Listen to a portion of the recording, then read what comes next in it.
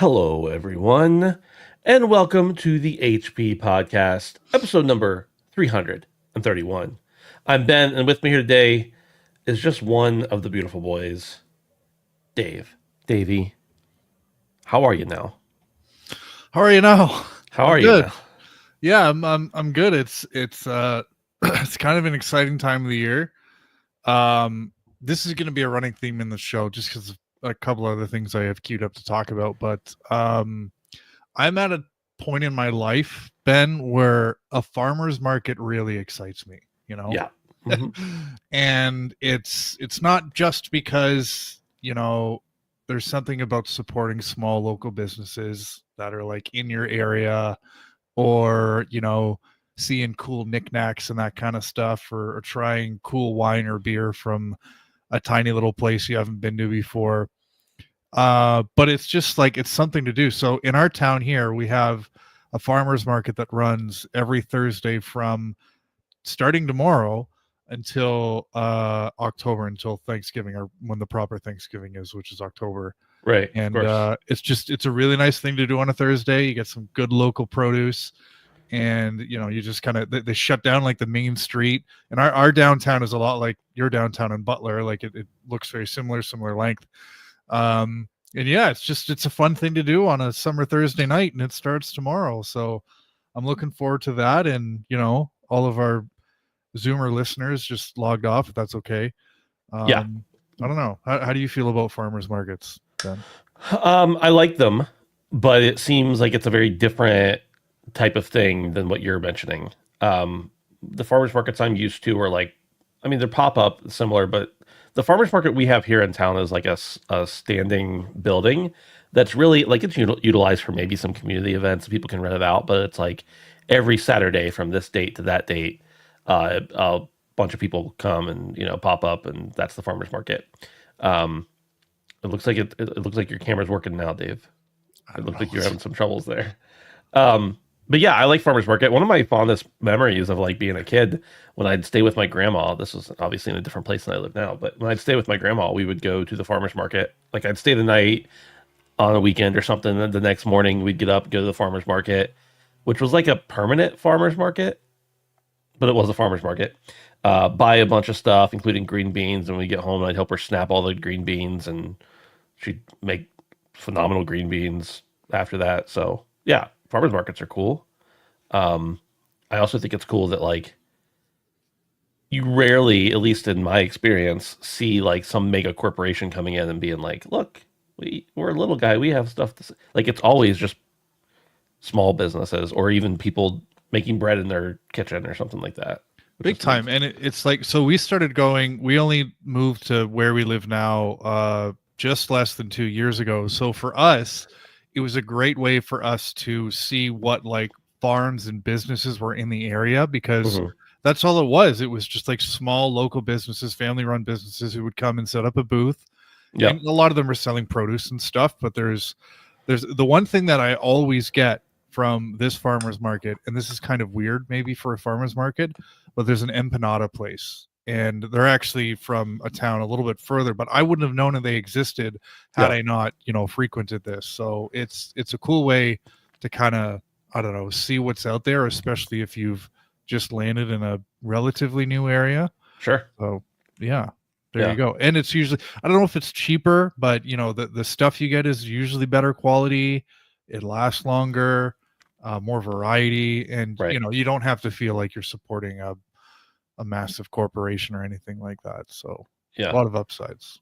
I've been to some farmers markets that are like literally pop up in the whole like over the Rhine in Cincinnati, which used to be like you only went there if you wanted to die. It's turned in kind of like a more, I don't know, like a trendy place. A lot of hipsters, you know. But they have a big farmers market that basically shuts down the whole center of the city um, for either one day or both days of the weekend. It's pretty cool. I've been there a couple times with my cousins. But yeah, I like stuff like that. I mean, don't get me wrong. Like I buy stuff from Amazon and Walmart because it's the most efficient way to do things, and I don't have a lot of other options around me. But I'll always pick the little guy if I can afford it, and if it's you know not terribly inconvenient. Right. And by that I mean like I'm not going to drive over state lines to buy something, but if So it's otherwise I'll do it. bit of a 180 here, but you mentioned Amazon and Walmart, and Mhm. we are on the eve of something that doesn't happen very often, which is the Yeah. launch of a new piece of hardware. So I know you've told me before, but you've got a pre-order. Is it Mhm. coming tomorrow? Are you excited? Do you know anyone who's going to a midnight launch? Tell me about your night leading into the Switch 2 launch. I'm going to live I vicariously through you because I chose to wait. yeah, I don't know anyone. I don't know anyone going to a midnight launch that I know of, but I mean, I may know people. I had thought about it, but then I was like, I want to secure my pre-order. Like, I want to make sure I get it. And the only place that could do one probably is GameStop anymore. So I didn't want to wait till the next morning to go to GameStop and try to get it. Anyway, I bought mine through Walmart. They were the only website that came through for me. And as of today, it says it's being delivered from my local store tomorrow. Nice. So I think they charged me. I'm not sure. I haven't paid that much attention. They put like a pending thing on it for the whole amount a couple days ago. And So I think it's in action. you got the Mario Kart bundle, right? Yeah, I was like mixed on it. I'm like, I saved $30 or 20 or 30, but at the same time, I don't have it physically now. But I'm again, the reason I like to go physical is because of convenience, in addition to the collector's piece. And part of convenience is cost. And if it's $30 cheaper, that's convenient to me. So I went for it. I'm also never gonna like get rid of or sell Mario Kart, right? Like I'm just gonna have it. There's no point. Yeah.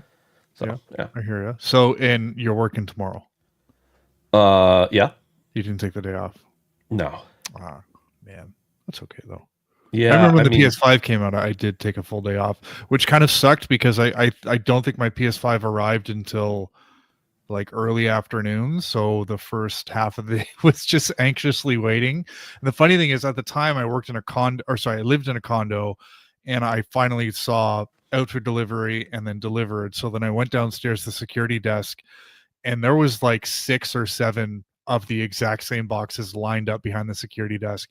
And I don't yeah. know if the guard knew what she had, but I was like, please, can I have this? I've been Yeah. waiting all day for it. And then, yeah, but Yeah. no day off for you. No, I mean, in fairness, my schedule is generally pretty flexible on Thursdays, not like empty. So, I mean, I could choose not to work during part of the day tomorrow. So your boss doesn't listen to the show, is what you're saying.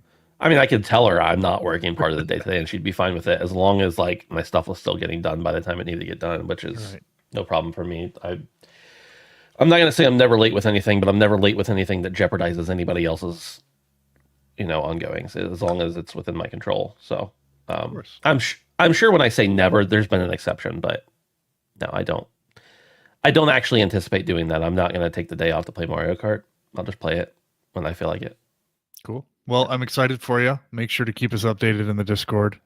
Like I'm I sure probably will everybody else is not. going to. Yeah. Yeah, I probably won't. I mean, maybe I'll say like I got it, but other than that, I'm just gonna be like, okay, like what else do you need to know? I got it. You got to film yourself playing it Uh, in every room of your house, yeah, that's a So good we got to get the full experience. All right, that's fair enough. But I'm pretty Okay. sure I'm the only person in our Discord who doesn't get one tomorrow. I think Brandon isn't getting one tomorrow. Yeah, that's true. That's Yeah. true. Oh, by the way, Brandon's not here. Yeah, For anybody who didn't notice yet, Brandon, we were like yesterday. We were like, oh, should we delay the show because there's a state of play? And Brandon's like, yeah, we should. And then like half an hour later, he's like, guys, I can't make it tomorrow. We're like, oh, okay, which it's fine, no worries. But it was just funny.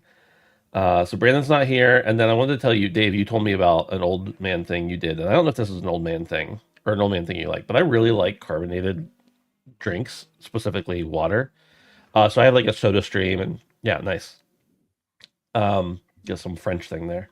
Montpellier, it's in Vermont. Oh, I couldn't really read it. I just assumed it was Canadian. Do you have Montpellier down there? I mean, I know that it exists. I don't. Okay. I don't. Yeah, Perrier is actually the actual French thing. I Okay. go for it. But I have a soda stream, and I am also like I like flavoring them with things that are not bad for you. So I have like sugar free liquid IVs that I don't crack into real often because they're super expensive. But anyway, I was like, oh, I'm gonna combine one of these liquid IVs with my SodaStream, and I put it in and then carbonated it, and that was maybe the worst mistake I've made in a long time because it exploded everywhere. Oh, damn. Fortunately, when all the dust settled, I had only lost like an ounce or two, so it wasn't as bad as it felt like it was under pressure. But note to everyone: don't combine your liquid IV or perhaps other drink packs with your carbonated beverages. Are you saying that drinking soda water is an old man thing? I'm an old man and I like it, so I just assumed maybe it was. Okay. Because like I don't I'm not just gonna argue on that. I think it's probably accurate. But yeah, I mean I really I really like soda because I like carbonation. right. But I really like water too, obviously. And I probably drink I'll drink like a Coke Zero a week at this point. I used to drink a lot of Coke Zero. And now I don't. I drink it like once a week, but I still am like I want carbonation. Mhm. Like it's not about the caffeine, it's not about the flavor, it's about the carbonation. And I mean, I like caffeine and flavor, but what I want is the carbonation. So yeah, I have a soda stream and it's like, I don't know. I pay like $20 every 6 weeks or so for a new like big CO2 filter or big CO2 container. And that supplies me like that's as much as I need. Maybe even more like 2 months. Yeah, I had one too for quite a while, and I really liked it because I'm the same as you. It's something about the carbonation that's just it's thirst quenching.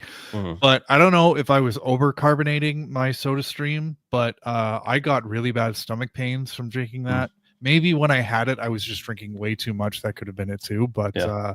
I It also could be that you're a little bitch. that too. Yeah, that's Yeah. probably the most likely thing. But in any case, I retired my soda stream, and Yeah. yeah, I find I just drink more tea now if I don't have like a case of pop in the house or something. Yeah. Um, which is probably better for me. But I have one more thing okay. about this subject. I've got a little mini fridge in my office, like in the other part of my office, and I have two offices. Um, and I just keep it stocked with bottled water. And my wife was like, whenever I was like, because like I said, I used to drink a lot of Coke Zero a couple years ago, and then I was like, I just need to drink more water. And my wife was like, well, we literally have like this fancy filter downstairs, and we have a bunch of water. And I'm like, I know, but here's the thing: if I gotta get up and walk downstairs just to get a drink of water, which not that wouldn't be good for me, but I know myself. I'm not going to do it. I'm just going to start like drinking soda again. So I want like cases of bottled water for $6 or $7 a week and put them in my mini fridge so that I can just have cold, good water instead. And so now I know that makes me really lazy, but I'm drinking water at least, right? You know, there's a plus side there. And Mhm. this is maybe the least interesting conversation we've ever had, but I drink like a lot of water. Like a lot of water. There's nothing wrong with that. You Yeah. can, I'd say the bottles I'm not crazy about because I think Mhm. most plastic just ends up in landfill now. But Oh, don't worry, we burn ours. yeah, oh, that's better. Yeah, And, yeah. That's a joke. Only sometimes. The rest of the time, it ends up in the landfill. So, right, I mean, we do recycle. I guess that's something, you're but trying.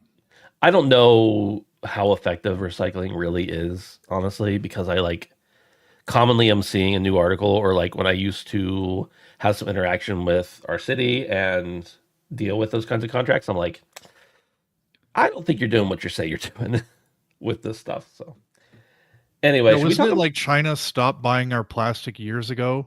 Like that was the Oh, I thing don't is know. like our plastic was being sold to China and they would use it to make stuff and sell back to us. But there's just so much plastic now that they don't want it anymore or something like that. And now there's like islands floating around in the ocean that are just plastic bottles. I think that we know of there's an island made of plastic bottles. Right. I don't. There could be more. I don't know. Yeah, it's not great, but like I don't know what the alternative is. I do actually know what the alternative is, but we're not. We're never gonna get to that point. I need like a. I have a sink in on this floor of the house. I need like a filter that I can put into my like nice water bottles. But I have a really nice filter downstairs, so why would I do that? You know. Right. Right. We're 18 minutes into the show. Should we talk about video games? I guess so. Damn. First of all, patreon.com/handsomephantom. You can help support us there for as little as $1 a month. Ad-free early access to the audio portions of the show. And of course, you can catch us here live on YouTube every week. This week, I always say like it's Tuesday at 7 o'clock Eastern, which it mostly is. Today, it's Wednesday because there was a delay. In the future, it might be changing because of Brandon's job. We'll discuss that probably next week or the week after. Ultimately, if you want to make sure that you're up to date and involved, you can hang out in our Discord at handsomephantom.com/Discord to find out the latest thing for the live shows. But free feeds always come out Thursday mornings at 11 o'clock, unless I can't remember the last time one didn't. So, like, that's at least consistent, I suppose. Let's talk about, oh, Dave, these didn't get updated. That's okay. I do that all the time. Okay, just I'll do that. I'm just gonna keep talking then. I'm just gonna keep talking. The PlayStation State of Play happened just a couple hours ago, which is the reason the show was moved to a different night. And we got a lot of updates on stuff. We got a lot of brand new announcements, first looks at things we've never seen before. So it was pretty cool overall. There was honestly my like high level impressions of it. I was kind of working at the same time I was watching it, so like I wasn't fully zoned in, but there was a lot of stuff there for me personally. And I'm wondering, I haven't seen, first of all, I didn't know this was coming until the day before. Like I know a lot of times there's rumors of it. I don't know if there were rumors of it or not because I wasn't plugged in this last week or so. And then the second thing is like I don't know what the common consensus is on this show. The majority impressions via Twitter. So I thought it was good. Dave, do you have any high level thoughts here? Yeah, so high level, I liked that a lot of the games we saw had demos available now. Oh, and yeah. We've talked about this a few times on the show, but we're kind of seeing a demo renaissance. So I really like today to see that a lot of the games, including Neo 3, like that was, I don't know that Neo 3 needs a demo, but it has a demo. I can't recall if it's available now. But I was really happy to see that a lot of the games that they announced today had some sort of, slice that you can check out.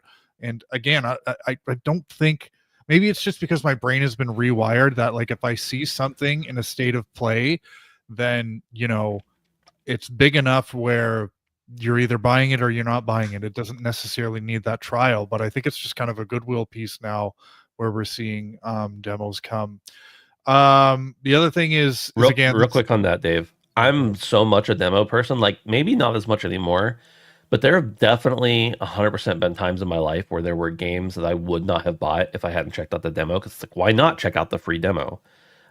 So games that don't have demos that I might have ended up loving, I've just not checked out or not purchased, and maybe I ended up missing out on my game of the year that year. Who knows? Right. The other thing is just this has kind of been a common theme for many showcases in the industry for the past little while, but pretty much everything we saw was what I'll call a short-term release, in that a lot of September release dates, a couple of Julys, but the vast majority of what we saw was coming relatively soon. There was some 2026, and if it doesn't have a 2026 release date, I suppose that could mean that it could get pushed out, but generally speaking, everything was relatively imminent. And then last thing is no games as a service trash. Everything seemed to be fairly single player focused, with some exceptions. Nothing really looked very monetization focused. Game Pass, I'm sure some of these games are going to have stuff like that in it, but it did not seem to be the focus. So yeah, high level, I think it was a quality show to kick off the Summer Games Fest season. I know it's not really part of that, but it's that time of year. I mean, it used to be called E3 time of year, but not anymore. I was talking about that with my boss today. I was like, the problem with this format is there's not like one cohesive event like there was with E3. So you end up having like all these multiple different showcases, both for indie and AAA, happening at the same time because the overall coordination isn't there as much. So like I feel a little bit out of the loop sometimes on what all's happening. But at the same time, I still love having these events, so Right. it's cool. Yeah, it's something to get excited about. Dave, were there any games you wanted to talk about specifically? I don't want to go through like each one by one, but anything that you wanted Yeah, to pull out? I have like 4 or 5. I kind of highlighted. I don't need to talk about all of them, but I am going to start with Luminous Arise, and that was the game that kicked off the show. I played a lot of Luminous back in the day, like just the original, and I played a lot on my phone. There was a mobile version, and I just loved this game from a visual perspective and from a from just the music that came in the game. And that's obviously the sales pitch is you have this moving sort of play line, and you have to sort of like a match 4 type game, but you have to make all your moves before the playhead hits, and everything is kind of in sync with the rhythm of the game. So this is a series that has been kind of dormant for a while, and I think now is a great time to bring it back because visually it's just a stunning game. Not going to be super demanding, but it did get VR support. I'm not a VR person, but I think that would be a really cool game to play in VR for like 18 minutes, because after that your eyes will be fried. But yeah, I was a big Luminous guy back in the day, so I'm excited to see that it's coming back, and it's coming relatively soon in the fall 2025. Yeah, you can see the fingerprints of Tatsuya Mizuguchi all over this too.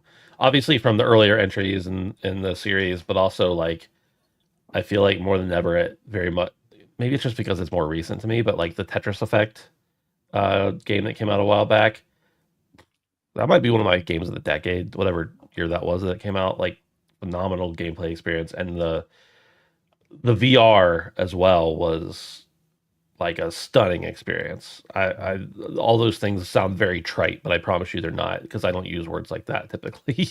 I just say it looks cool. Tetris Effect was phenomenal, and this looks like obviously we've experienced previous games he's made, but this feels like very similar to Tetris Effect. Uh, my turn, or you? I'll go. Yeah, we'll just go back and forth a couple times.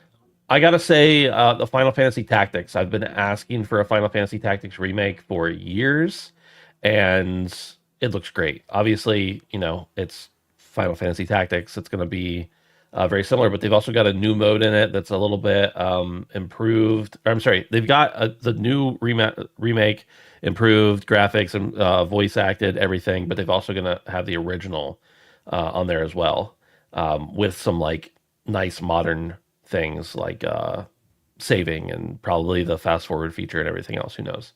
Um, but man, it's about time. I was tired of not having Tetris, or I'm sorry, Tetris Effect. Wow, it is the Tetris Effect. I was tired of not having tactics around. Um, so that's just the first thing that popped out. Well, not the first thing that popped out, but it popped out to me as like my most anticipated out of this list. Nice. What else you got? I'm just trying to pull up the developer of this game because I'm trying to see if I recognize anything else they made. But Hirogami was like the papercraft 3D third person, kind of looks like a platformer adventure game. But obviously immediately reminding me of Tearaway. I didn't play much on my Vita, but the one game that will stay in my memory for a long time is Tearaway, and I think that's one of the games that really kind of utilized that hardware in a really awesome way. Not expecting that kind of stuff from Hirogami, obviously, but it just looked like a creative, fun game with a very interesting and appealing sort of visual perspective. So that's from Bandai Singapore, and I'm not really sure what else they've made, but might be actually the first from that particular studio. But yeah, that was a nice little surprise. And I don't know if I got the release date. September 3rd. September So 3rd. again, yeah. Um, yeah, I think that's one that I'm looking forward to. And I hope it's short. Like that's the kind of Yeah. game that I want to bang out in like 3 to 5 hours, maybe go for a platinum or something like that, because I think we need more short, chill games like Luminous where you can put on while you're listening to a podcast or watching a baseball game. And that's the sort of thing I'm looking for at the moment. So Yeah. yeah, I really that one was a standout for me. Nice. Next up for me was Edward Walton says Luminous got ample playtime on my Vita. It's not really the original. It's the 1997 game with the PSP script. I'm not sure if those were separate thoughts or the same thought, but interesting. So you talking about Final Fantasy, maybe? He might be talking about Final Fantasy, yeah. Anyway, um, 007 First Light. I'm a big fan of IO Interactive, specifically, obviously, the Hitman games. Hitman 3, even more so than all the rest, was phenomenal, although I enjoyed the rest as well. So I'm really excited to see what they do with James Bond. Um, 007 First Light, it's called. And it's been a while since we've had a 007 game that I've been like really interested in. And I think this one's going to be pretty cool. It's obviously got a lot of that IO Hitman DNA in it, as you can tell. But I think it's cool to see a new take on the character, a new take on the like. We haven't really had a James Bond game that looks quite like this before. So I think that's going to be cool. I know that's not coming until next year, which is totally fine because I'm fine to wait on it because I know that they're going to do a great job. Like they've never obviously everybody has some bugs when they come out, but they've never really had any big issues or anything. So the longer we give them to cook, the better I'm sure that game's going to be. Um, and I love James Bond. Like I have the full film collection, seen them all too many times over my in the course of my life. So I really like. I want to play it. That's all. Yeah. I'm just excited.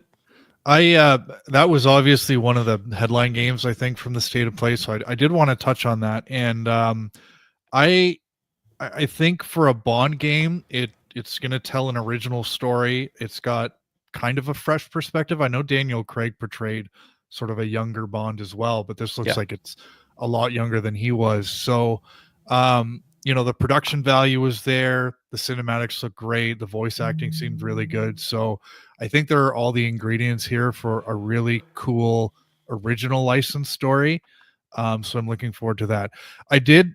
I was a little not crazy about he looked more like Peter Parker than James Bond, and Hello. maybe Yeah, I that's could get kind that. of the younger thing they're going for. But yeah, I mean, I'm intrigued too. This is probably going to be one of the bigger games of next year. But yeah, it was cool to finally see this game because we were all really excited when it got announced around this time last year. And you're right, I think IO is a perfect studio for this. So Oh. yeah, it's going to be exciting. What else? I wanted to shout out Cairn. Oh, I don't know if this had already been announced, but we have a lot of survival games. That's kind of the hot thing to release now, especially if you're launching on Steam or if you're an indie, it's like survival sells. So that's yeah. cool. But this was a survival climbing game, which was kind of unique. And stamina bars are the hot thing. They always have been, or not always, but of late, got to have a stamina bar in your game. So I thought this was an interesting approach to two sort of, one gameplay mechanic and one sort of overarching genre, survival climbing, where you really have to manage your stamina in a unique way with the climbing. And it looks like you can kind of stop along the way and to manage your rations and heal yourself and stuff. So I thought this looks like a really interesting, smaller title again. And that's coming November 5th. So that's when I'll keep my eye on. And it seemed really stressful, but also kind of relaxing, Yeah. with the art style and the music and stuff like that. So yeah, Cairn was another one that jumped out to me. I think we had talked about this back when they revealed it previously. Because I was like, oh, good, another climbing game, but it does look really good, actually.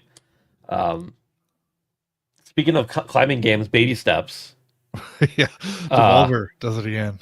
is it Devolver putting? Yeah, They're publishing it. yeah. Okay. I said, I don't know, a year or a year and a half ago when we first saw this game, I said this game is going to be bigger than you think, and maybe not like everybody's going to play it, but it's going to be like huge streamer bait. And I still think that's going to be the case, especially now that they've revealed more than just like the walking around. It's a Bennett Foddy game. If you've ever had any interaction with any of those games, you know exactly what kind of game it's going to be. But I just think it looks like a riot, and it's September 8th. It'll probably be not full price. It's going to be fun, I think. I will probably pull my hair out playing it if it's anything like any of their other games. But Yeah, the genre is getting, I don't want to say crowded, but we've got games like Only Up. There was, what was Yeah. the one where you were the guy in the pot getting over it? Getting over it with Bennett Foddy. Yeah. But what you mentioned like is a good stream game, and I know these games do really well on Twitch, but I like that they've added a little bit more humor here, which Yeah. I think will definitely help it stand out. So Chained Together was one yeah, recently. yeah. Yeah. What else you got? I guess the only other one I'll mention is Sea Remnants. Oh, So somebody chirped me in the chat because obviously Skull and Bones, but I think I'm a pirate guy. yeah. I see a pirate ship, and Pirate Yakuza is another one on my list, but this one definitely caught my eye. I do need to read up on it a little bit more because sometimes when we see these reveals, it's difficult to kind of piece together a gameplay loop. And I don't know if in a 1 minute trailer you're really supposed to be able to, connect with a gameplay loop. But judging by the end of the trailer, it kind of looks like the pirate died and then like was resurrected on an island with like almost nothing. So I guess this is like a pirate roguelite. Not really sure, but in any case, what I saw was very intriguing. There was like a scene where there was like a massive crab or something that like came out of the water and like attacked the ship and all that. So yeah, Sea Remnants again. I believe this was a reveal coming out next year. So this is one that I need to read up on. I'll say that much. Yeah. Cool. I've got two more that I'll just mention very briefly.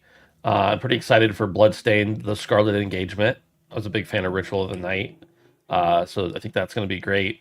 And then I've talked before, Brandon and I have talked before both about how much we love everybody's golf. And I'm just, what can I say? Like, I'm a sucker for golf games, specifically everybody's golf, the franchise, Hot Shots, everything. Been a great history there. So pumped for both of those as well. Anything else to say about the state of play? Do you know what the average, like what the normal consensus is on the internet where people live? uh Yeah, I don't know. I know in Okay. our Discord people were pretty happy about it. Okay. So It's a the decent only thing that indicator. got me is like they did the Ghost of Yote tease for the July gameplay deep dive, which I Yeah. will be skipping Yeah. because Same. I'm going blind. And then they went on for like 10 minutes on this Marvel versus Capcom thing. So I'm not a fighting guy, so but I don't know. I think that was a bigger deal for people than I would have thought, but I was a little confused by that. But in any case, yeah, people seem happy with it. It's a good way to kick off the summer feature season for sure.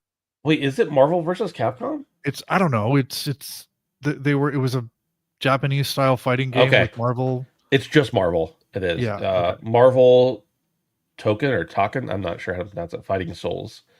Yeah, I'm not a fighting game guy either. Like I like to very casually play Smash against my children. And that's about it for fighting games. I mean, I like fighting games. I'm just not like an enthusiast, but it looks cool. But Mhm. that's probably what I'll do is watch other people play it. I probably will not play that myself. Yeah. Yeah, I knew Radix says Arc System Works, guys who made Dragon Ball Fighters. I knew it was Arc System Works, and they obviously have a storied history. But for some reason, I was like, wait, if this was Marvel versus Capcom, that kind of changes it. That's why they did 10 minutes, but apparently it's not. So I don't know. But yeah, overall, I thought it was a pretty good state of play. I can't really complain too much. Well, first of all, I never complain because I don't care enough about Sony Sony making money to get hype over anything like that. But I thought it was good. There was stuff there for me, and that's all it takes for it to be good for me. Let's move on. We got a few news stories here as well.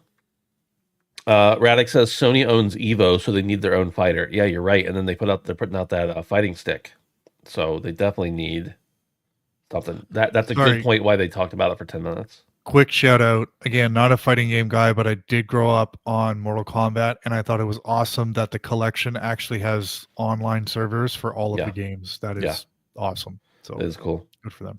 It's very cool. There's going to be some like 55-year-olds in there busting asses Hell for yeah. sure. EA has canceled the Black Panther game. I gotta pull this over so I can see it better. This is from IGN.com. It says Electronic Arts is canceling its planned Black Panther game and shutting down developer Cliffhanger games.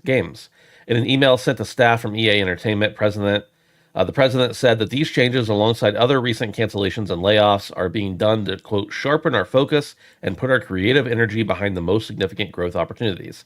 In addition to closing Cliffhanger and canceling Black Panther, EA is also laying off some individuals on both its mobile and central teams. When asked for an exact number of individuals impacted, EA declined to comment.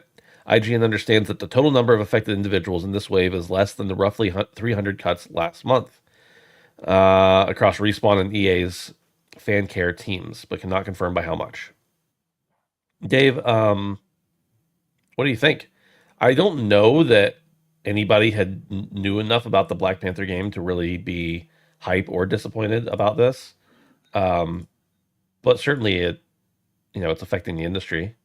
Yeah, it's a big IP, and Cliffhanger is a new studio, and I believe it was founded with a lot of the people who worked on the Mordor games.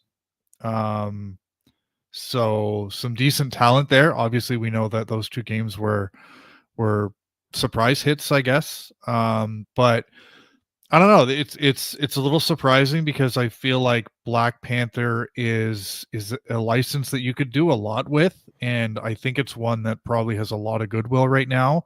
Yeah. But at the same time, I feel like Marvel's stock when it comes to TVs, movies, and video games is kind of at an all-time low. Hmm. Like I don't even know that like the Wolverine game is a sure bet anymore.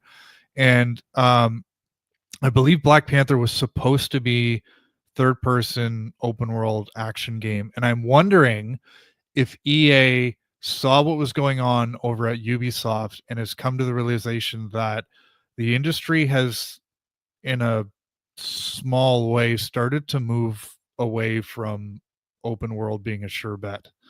Yeah. We have things like just looking at the licensed stuff from Ubisoft, Pandora, there was Star Wars Outlaws, the Assassin's Creed games. I think they're still doing well, but you know, 10 years ago, any open world game, whether it was a license or not, was like it was going to sell regardless. And it seems like now it's a risk. So, if this was a game that was early enough in development where, EA could reduce its losses by moving off, then I kind of get it. Like I kind Yeah. of can see why it's not worth the risk.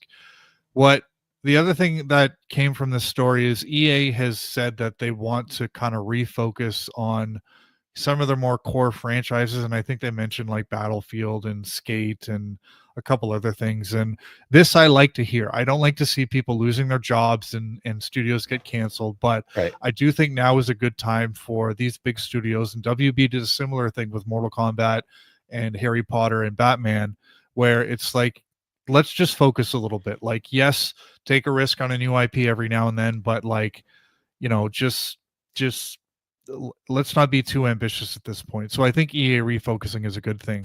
What bothers me about this story is EA is going through a bumping process, and I can't. They called it like a placement program, and Okay. you see this happen sometimes where you'll lay off some people, but in other cases you'll plug vacancies with people from other parts of the company, which from an operational standpoint, that in the short term is cheaper for the company. But what you're doing is you're taking somebody, whether it be a developer, designer, whatever it might be, who maybe was hired on to Black Panther, which is a third person open world action game, and you're shoehorning them into a completely different project because it's cheaper than going out and hiring somebody who's appropriate for that project. And that's going to degrade kind of the overall quality of whatever else you're working on. So that kind of stuff concerns me. I understand why it needs to happen. But I don't know. I don't really like kind of the idea of this having a degrading effect on quality of other stuff that, we'll be looking forward from EA. So shitty situation. And unfortunately we'll talk about a little bit more of it later in the show. But yeah, I don't know. Too bad. Yeah. Yeah, it's interesting talking about the Marvel IP. Like obviously it's a valuable IP. It's huge. Disney's raking in cash over it. Even when we think they're not doing well, we know that they are doing well because of, their stocks and everything. But um, it is a little weird how things went. Like oversaturation kind of happened, and a big bulk of the audience fell off. But they've picked up other people from the audience that weren't engaged before. And of the people who fell off, a lot of them were new fans to begin with. So like if you make some money from somebody and then lose them as a customer, it's better than never having gained them in the first place. But it does feel like the hype's a little worn down. And somebody in the chat mentioned, oh, Ash says Amy Hennig is working on a Black Panther Captain America game too. I wonder if like the combination of not seeing a ton of interest, along with the fact that there's another game that's going to be somewhat focused on Black Panther, along with the refocusing thing they talked about had anything to do with it. Like it's I can't imagine it was I can't imagine it was going poorly, but I don't think that was the reason they shut this down because obviously they're making cuts all over the place. So hopefully those people land on their feet and find meaningful work elsewhere. But um, I think I think I'll personally be able to live, even though I'm a huge Marvel fan, be able to live without another Marvel game. The Wolverine, though, I am excited for. You're right, it's not a sure bet, but like I love Wolverine, so I'm excited for it. I think in video games, that's the closest thing you're going to get to is a sure bet. But in 2025, I don't think there is one. Right. You know. Yeah, I would agree with that. I would agree. Moving on. Pulling this up. This comes from Stimulation Daily. It says official Russian military propaganda game appears on Steam. Steam isn't new to allowing the listing of rather peculiar and controversial games on its marketplace, but a line may have been crossed with Squad 22 ZOV. The game, which has recently been listed on Valve's digital marketplace for PC, claims to be a tactical strategy game based on real wartime experience of living Russian veterans of war in Ukraine. It's developed by SPN Studio and published by Zarabana Entertainment, neither of which has other games on Steam. It prompts the player to exploit the unique personal skills and attributes of their squad members, deploy a diverse arsenal of weapons and equipment, and utilize drones and external support to dominate the battlefield. If the theme was not distasteful enough, the developers claim that the game is officially recommended by the Russian military for use as a basic infantry tactic manual for cadet and unitary training. That's Young Army Cadets National Movement. This propaganda organization was established by Vladimir Putin himself in 2015. It goes on to talk about a lot more, but it's really interesting because, like, well, it's just real. It's a whole real interesting story in general. Dave, do you remember America's Army? Yeah, that I wanted to talk about this. Where okay, so even if this was a good game, which I kind of doubt it is. Yeah. This article talks about like lots of AI in it. Yeah, I don't know if I'd have the stomach to play it. And maybe that makes me a racist because I did play a lot of America's Army. And I also know that was, if it was made by the Army or licensed by or officially recognized, I don't know what it was. I think all of the above, yeah. Yeah, and I think the only reason I played that game as much as I did is because I had a bunch of friends and coworkers who were really into it. So it made it fun playing with buddies. But sure. It was also a good game. Well, okay.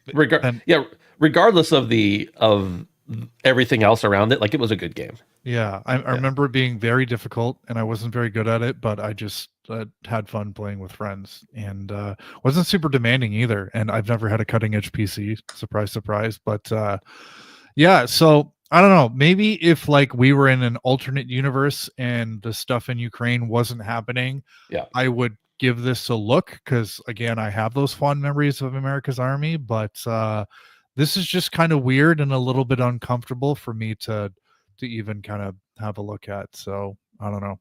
Yeah. I don't even want I don't want to download it. That's the big thing. I don't want them downloading, you know? Right. Yeah. It's tough because even if there's a quality game here, it's like, what else are you letting in? You know? Right. And where are you going to be somehow giving money to, or even if not directly money. So it's just a matter of, Anyway, there's an update here on this article. It says, as reported by Game Informer, the Center for Countering Disinformation of the National Security and Defense Council of Ukraine has already said it was not just entertainment, but an element of propaganda aimed at justifying the war and creating a heroic myth about the Russian military.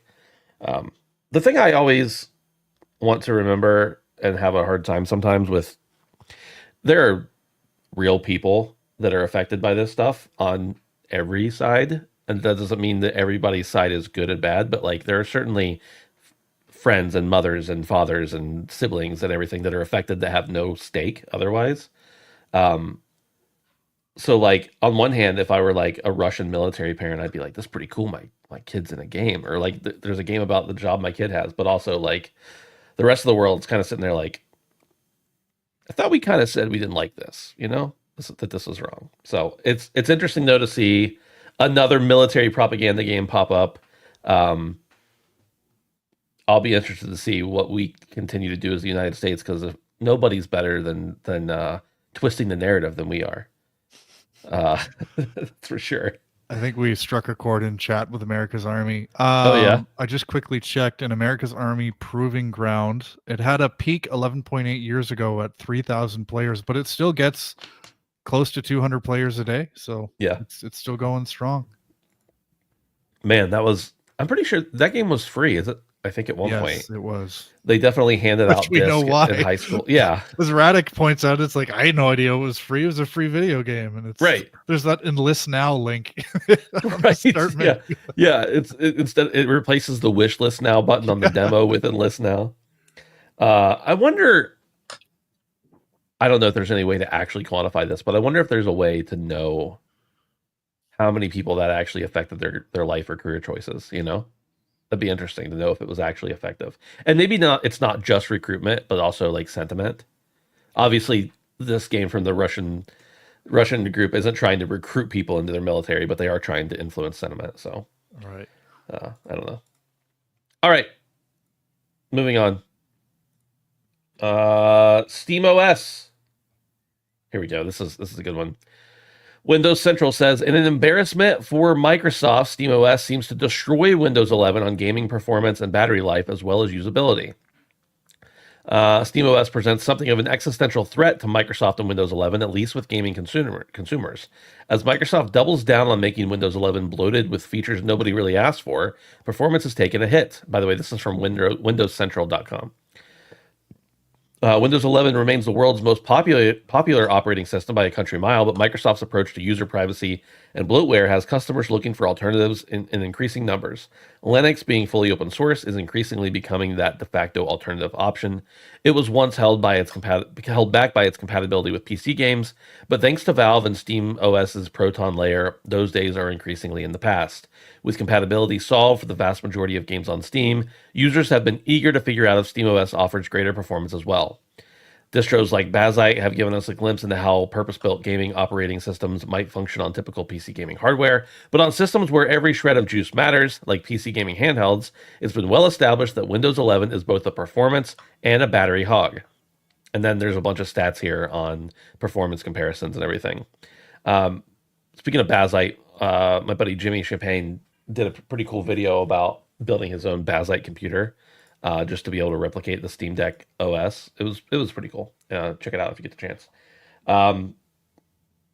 Dave, I know you're not really a PC handheld guy, but it seems pretty clear to me that if you were going to be choosing a PC handheld, that you wouldn't want to go with one that only ran Windows.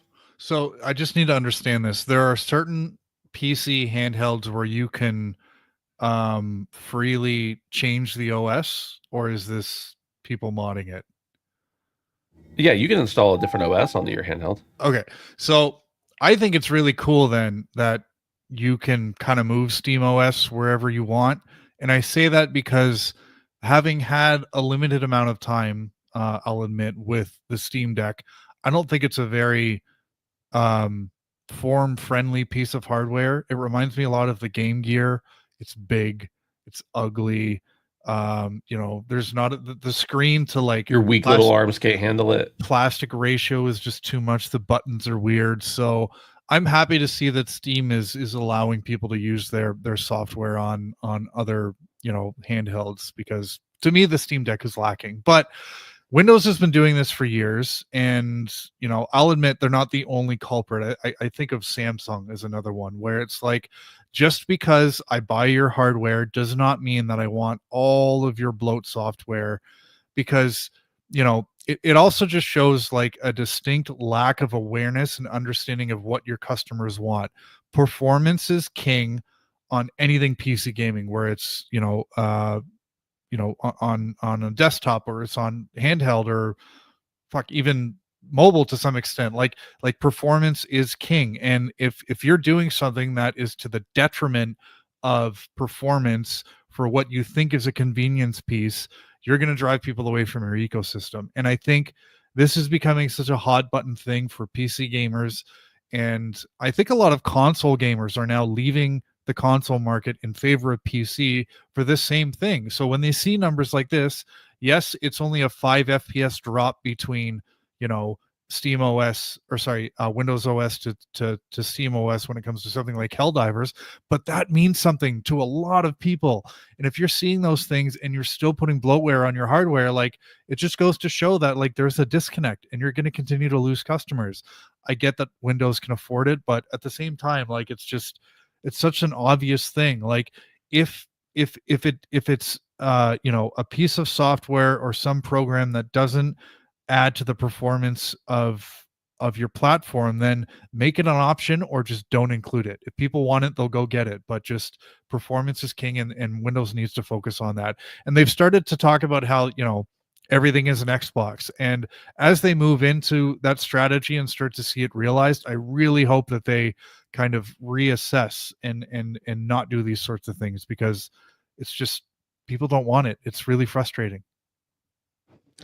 Yeah, the addition of all the extra stuff that isn't needed on a gaming handheld is very frustrating. Granted, we've had for a long time the frustration of other stuff being added onto our desktops that we didn't want, right? But like, we've come to terms with that.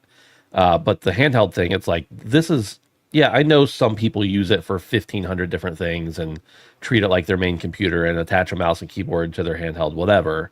Do what you want. But the main purpose of these is the handheld. And it's like, why do I need all this other stuff on here when I just want to play video games? And I the get it. Xbox Like, is it's the same way. Like, it's yeah, just as bad. yeah. As bad. I get that it's a small sector of the market. So like, Windows taking time out of their day to develop a new version of the OS to throw on to handhelds is maybe not financially beneficial for them, but I can guarantee you, if they don't, it will never be financially beneficial for them, because nobody's going to want to gravitate towards those consoles that, or those handhelds that do that, so that utilize it. I don't have a lot more to say about that. Dave, do you? Nope. Moving on. People Can Fly has canceled 2 games and laid off developers. The developer of Outriders and Gears of War, Judgment, announced Monday that it's ending development on 2 of its upcoming games due to issues with its publisher and an inability to secure funding to continue development. As part of this decision, People Can Fly will be forced to significantly regroup and scale down its teams, the studio's CEO said in a statement on LinkedIn. The statement doesn't elaborate on how many staff will be impacted by the cuts, but it does call out Project Gemini and Project Bifrost as the 2 games being canceled. People Can Fly made a decision to shut down Gemini because the game's publisher failed to provide a publishing agreement and didn't communicate its willingness to continue or terminate the Gemini project. Without that publishing deal or the funds to continue working on Bifrost, a self-published VR game, the studio was forced to cancel it too. This isn't the first time People Can Fly has shut down a project or made cuts to its teams. In December, the studio announced that it was ending development on a game called Project Victoria, and also reducing the number of people working on Bifrost. In that same announcement, People Can Fly also revealed that Square Enix was publishing Gemini.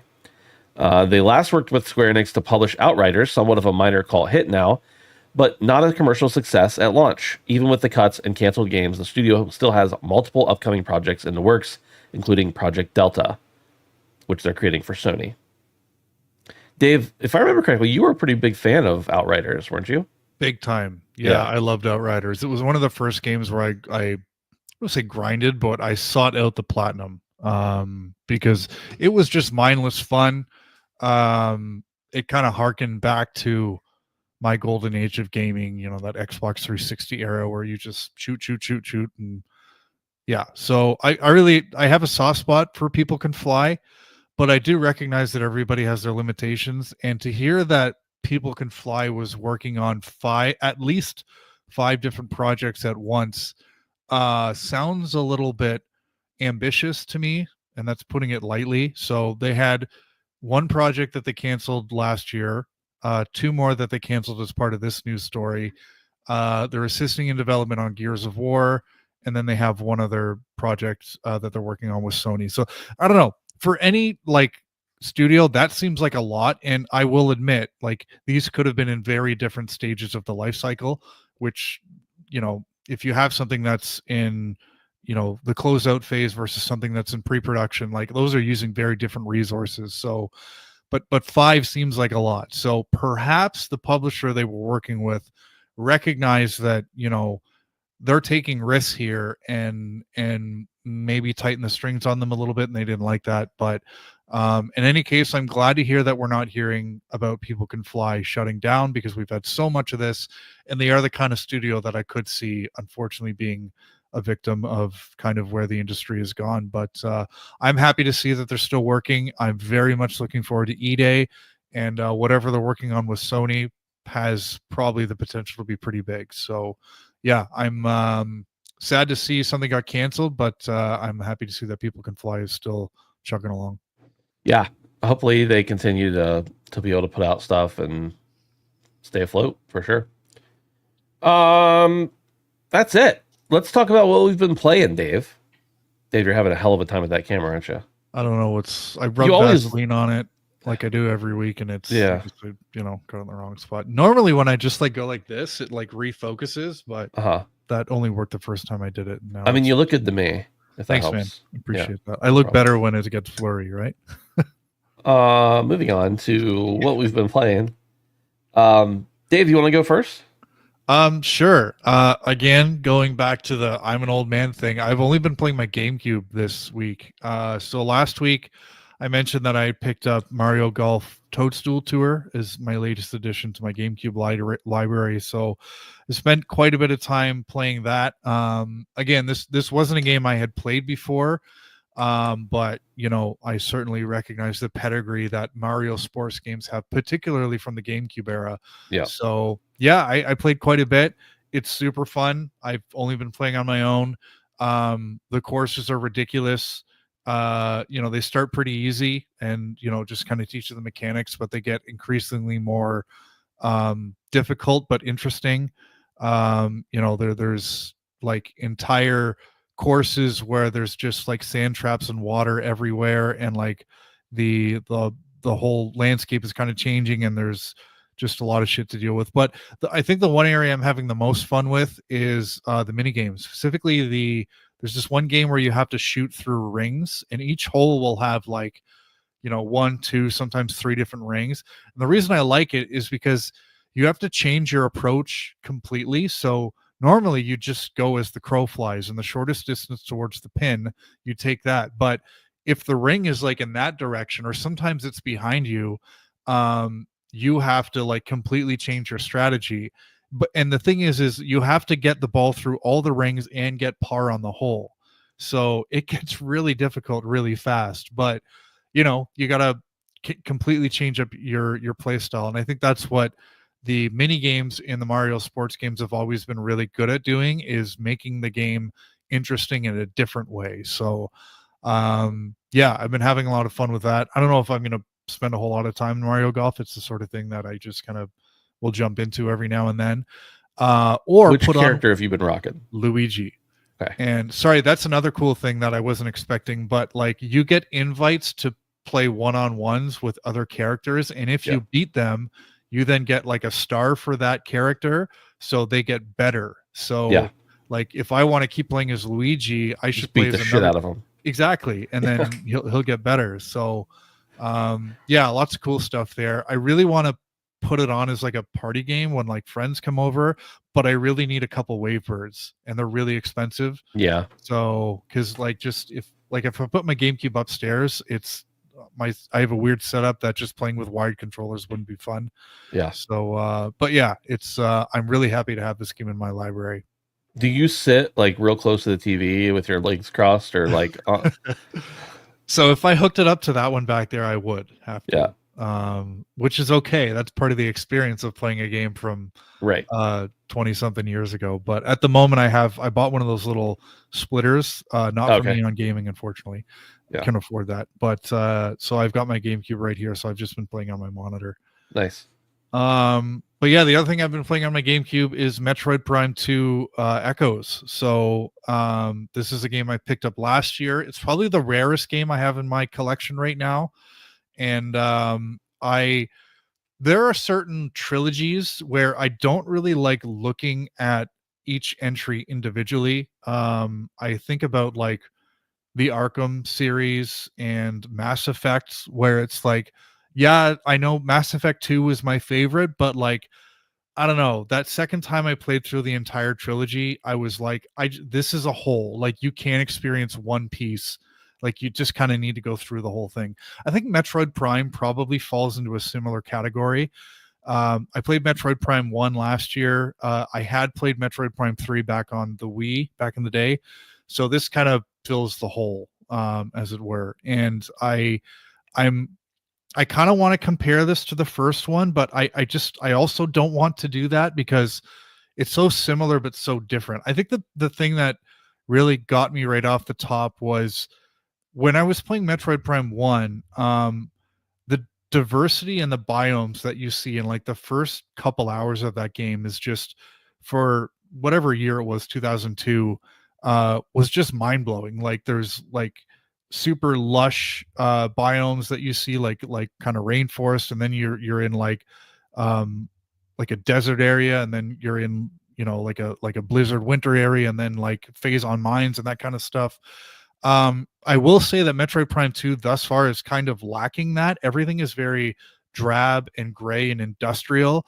And I think the reason why that's the case is because with the echo mechanic, there is like every single area in the game has like a mirror image where it's like kind of a dark world thing. So I think maybe the focus went into making two versions of each environment, rather than kind of making things as impactful as they were in the first game. But the game is a lot harder, and you really kind of notice that early on. So I'm only a couple hours in, but I don't know, there's just something so like, I don't know, engrossing about a Metroid Prime game. And I said it last time too, where like I look at my elapsed time and I'm like, that is only time when I'm not in the pause menu, because like whatever my elapsed time is, I'm also spending just as much time studying the map, because you got to figure out where you've been, where you're going. It's just like, I don't know. It's from a game design perspective, it's a pinnacle of gaming, and you know, it's spawned a whole subgenre for a reason. So it's really cool going back to these games,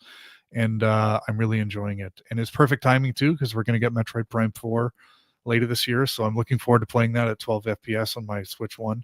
Yeah. So yeah, that's me this week. Nice. Well, my week has been a little more recent than that. I've been playing two games. One only for a couple hours, and it's almost like an idle game. I don't know. No, it's not an idle game at all. Cash Cleaning Simulator. This is a game, and you know how I am with management sims and simulators in general. It's like $12 on Steam, and I was like, why not? I'm gonna take a gamble. Um, Basically, you get dropped into this room, and you have a cell phone, and somebody tells you you're there to clean cash for them. That means both literally cleaning cash as well as like, money laundering cleaning cash, of course. And during the process of this, you just get money like dropped to you in packages, and then you have to package it in different ways and send it out. Sometimes the money comes in and it's all hundreds, and you need to bag it or strap it, put it in stacks of different amounts and strap it together, ship it out in different things such as a briefcase or a suitcase or a mattress or whatever, or just a regular box. Sometimes the money comes in and it's dirty or it's wet or something like that. So you have to like literally put it in a washing machine or a drying device to get it that the way they want it. And then sometimes you have to like wrap it in different things that they want as well. So like it's fun. It's fine. It's a sim game. A little bit of a indie, a little management sim kind of game that doesn't really have a lot other going for it other than like, wow, it's half an hour before I'm going to go to bed and I just need to pop this on. That's kind of how I feel about it. The other night I was playing it while I was in a Discord call with a couple other people or three other people, and they were playing Night Rain, and there wasn't a spot for me. And I was like, I'm just going to play Cache Cleaning Simulator, and they were like, what do you do in that? I was like, well, what you do in that is you hang out and play the game while you don't want to do nothing while you hang out with your friends. So that's the kind of game it is for me. I think it's fun, it's great, but I don't know. I wouldn't like go out and encourage anybody. You have to play this. It's what I need at a certain time of the day, and probably not for very long. And then the other thing is Night Rain. I've not gotten to play a ton of Night Rain. One is because like I don't want to play with randoms. I don't want to play solo, and it only supports 3 players for a run. So like just finding the right timing for everybody has been a little bit awkward. But I don't know. I've probably done like 7 or 8 full runs, not full runs. Like I haven't beat it, but like runs through the game, and have cleared the whole like the first section and moved into the second one after you like come back and get your first upgrades. The game is really solid. It's got some flags in it for me. Like it's got some bad stuttering and freezing, and my computer can definitely handle it. It's not my computer, but like it's a FromSoft bug that happens in every one of their games where it's just a little bit of performance issues. They've done a lot of tuning to it already, and it feels sometimes better, sometimes worse as far as damage taken or health recovered or whatever the case is. But it's cool. The scaling and the weapon gets and everything like that are a little bit more streamlined, but because I was used to the way Elden Ring did it, I was a little pretty confused at first on what weapons did what and how they scaled and how they worked. But it is cool that when you look at the map, you can also like click a different button and see what kinds of drops are going to be in specific locations. So basically the whole loop is you run around the different locations, you level up really, as quickly as you can. You get to the ring where the boss spawns, and then you fight the boss, and if you win, you get to, and so the storm is moving in around you. Like Fortnite, Elden Ring Fortnite crossover. When you get there, you fight the boss, and then if you beat them, you go on to a second day, and if you beat that second day, you go on to a bigger boss, and then you go on to a even bigger boss, like the world boss or whatever, and then you get to go back to the castle and start another run on a different set of enemies at the end. Oh, and during the run, the days too. So it's very simple in some ways and very complex in others, just like Elden Ring is. And I'm enjoying it. It's just I wish I have had a little bit more time to play it, or that it was easier to hop in and out with people. Because if you're having a really good run, it could be a while that you're in there.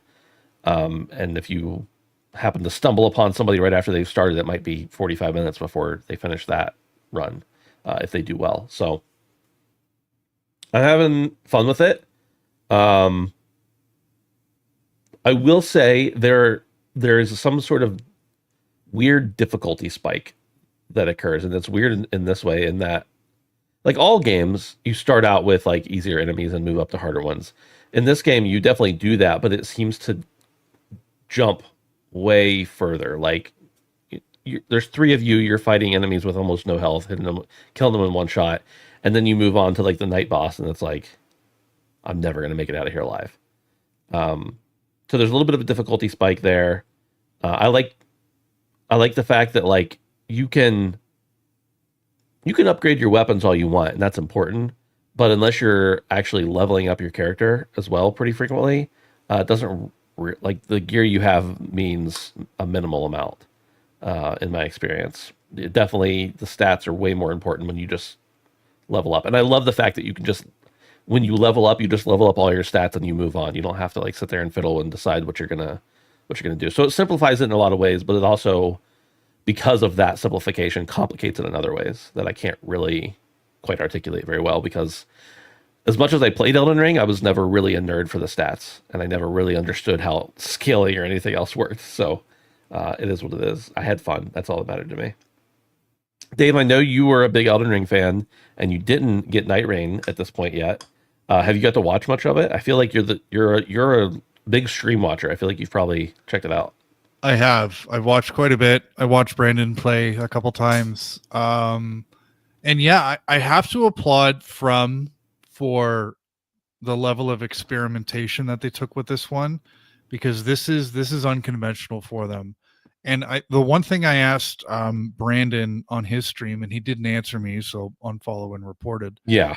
But the thing that strikes me is like the big thing about Elden Ring was choice. Mm. So go wherever you want, do whatever you want with your build, hit a wall, go somewhere else. Like it just, and there's kind of been an element in every single one of their games. So like, Elden Ring was choice. I think with Sekiro, it's you got to learn to parry. With Bloodborne, it's aggression. Yeah. No shields, none of that. So I think what strikes me with Night Rain is like they've taken a game that was built on choice and they made it all about speed. Yeah. And I'm kind of wondering, like, you've played enough Elden Ring where I'm curious to know, how does that change the experience for you when you go from like, I can take my time, I can go wherever I want to, I have to move as quickly as possible. Yeah, I feel very rushed when I'm playing it. And part of that is because everybody I'm playing with has played it more than me or understands it better than I do because they've had the time to I shouldn't say they've had the time. They've taken the time to look into it more than I have. And so I definitely just feel rushed and I'm following people around a lot. Like, okay, we're going to go here next. And it's like, what are we doing there? We're going to kill people. Okay, what are we going to do after that? We're going to go over here. And I'm like, I don't know why we're going. So part of that's my fault, but I do think part of it's the way that the game is structured and just that like you need to move fast in order to level up quickly, in order to beat the bosses, in order to move on and level up more. Right. It almost like I look at it structurally and I'm like, this is not Elden Ring. Yeah. But at the same time, if it released as a standalone game that was, separate from Elden Ring and not Elden Ring, I don't know how successful it would have been. It would have got the from bump, but at the same time, I don't know. It's such an interesting title, but yeah.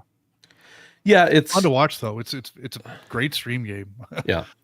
And I mean, I know that I played some of it too, but when they came out with this, not they as in from, but when the seamless co-op mod came out for Elden Ring, like it was so much fun hopping in there and playing with friends, even though that's not how the game was built.